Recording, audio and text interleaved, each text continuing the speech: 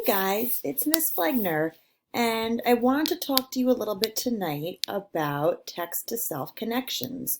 We have worked a lot on that this year on making a connection to the text because good readers make a connection to the story to better understand what they read.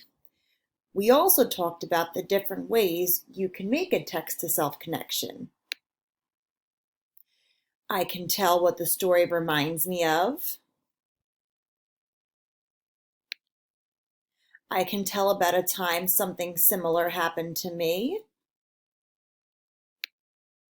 And I can tell about a time that I had the same feelings as the character. I'm going to read aloud the story After the Fall, How Humpty Dumpty Got Back Again.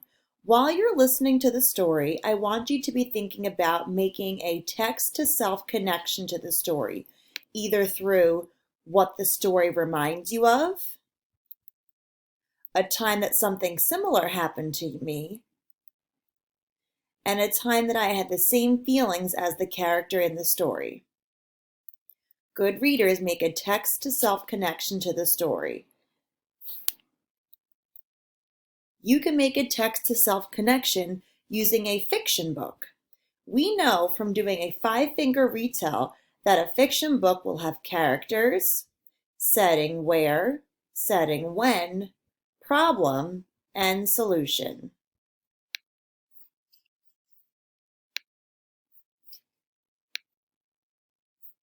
Okay, so we're going to listen to the story After the Fall by Dan Santat. While you're listening, keep in mind to think about making a text-to-self connection, something in the story that you can connect to your own life.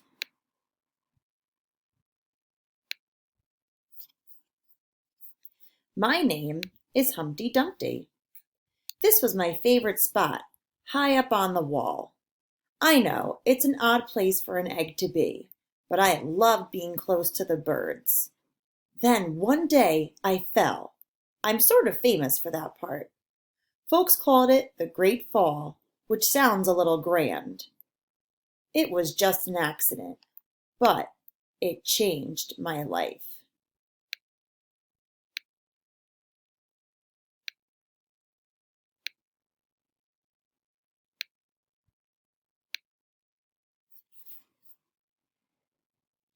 Fortunately, all the king's men managed to put me back together.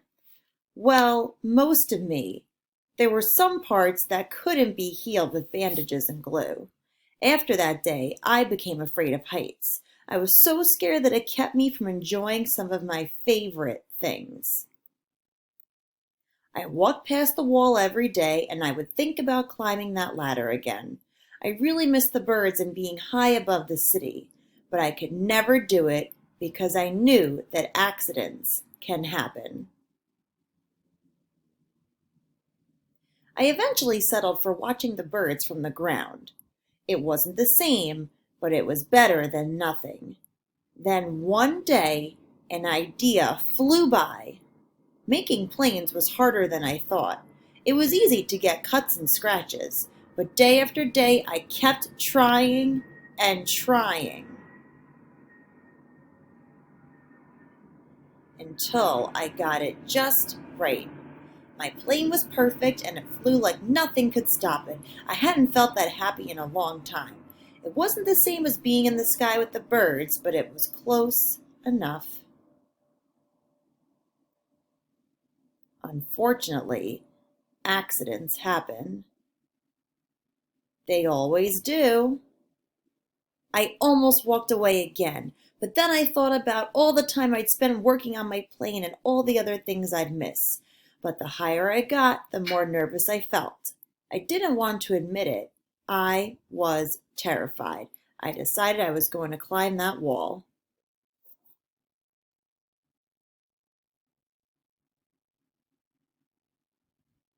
I didn't look up. I didn't look down.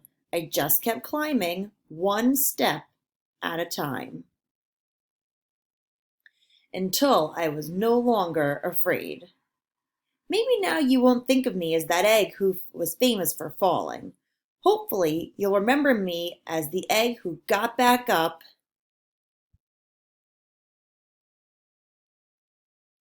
and learned how to fly. Life begins when you get back up.